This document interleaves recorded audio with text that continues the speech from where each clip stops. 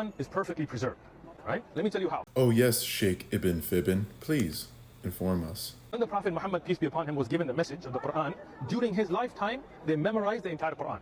Word by word, letter by letter, from front to end. From Surah Al-Fatiha, which is the first surah, the first chapter, to Surah Al-Nas, which is the last chapter. 114 chapters, right? Hey pal, you just blowing from Stupid Town? Ah yes, the argument from perfect preservation. See, Sheikh Uthman and many other Muslims throughout recent history have argued that the Quran has been perfectly preserved since the time of Muhammad all the way up until today. However, their own sources testify against this claim.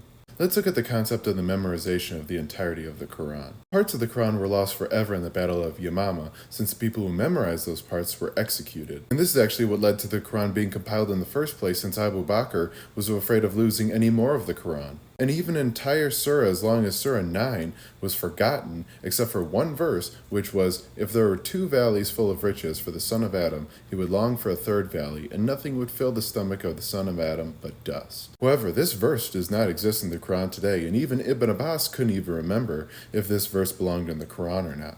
Not only that, but Muhammad's child bride Aisha said that Surah 33 used to have 200 verses in it, but only 73 of those verses exist today. Ubay ibn Ka'b said that Surah 33 used to have as many verses as Surah 2, which is 286 verses. That's about 200 verses missing from Surah 33 alone. Also, the verses of stoning an adulterer and the 10 sucklings were lost from Aisha's sheep eating them. Ibn Umar even said, "Let none of you say, I have acquired the whole of the Quran. How does he know what all of it is when much of the Quran has disappeared? Let him rather say, I have acquired what has survived."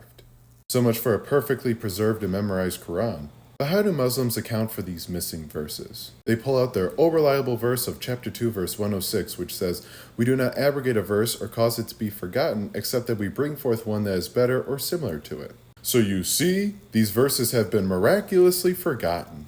But there are major problems with this, mainly that Allah said in chapter 15 verse 9 of the Quran that, indeed, it is we who sent down the message, i.e. the Quran, and indeed, we will be its guardian. So Allah said he's going to preserve the Quran, but then he also said he's going to cause other parts to be forgotten. So Muslims, be honest with me. How can you say the Quran has been perfectly preserved since the time of Muhammad if Allah said he's going to cause parts of it to be forgotten? And how does this even work with Allah causing people to forget verses? Does he hit them with the orb of confusion?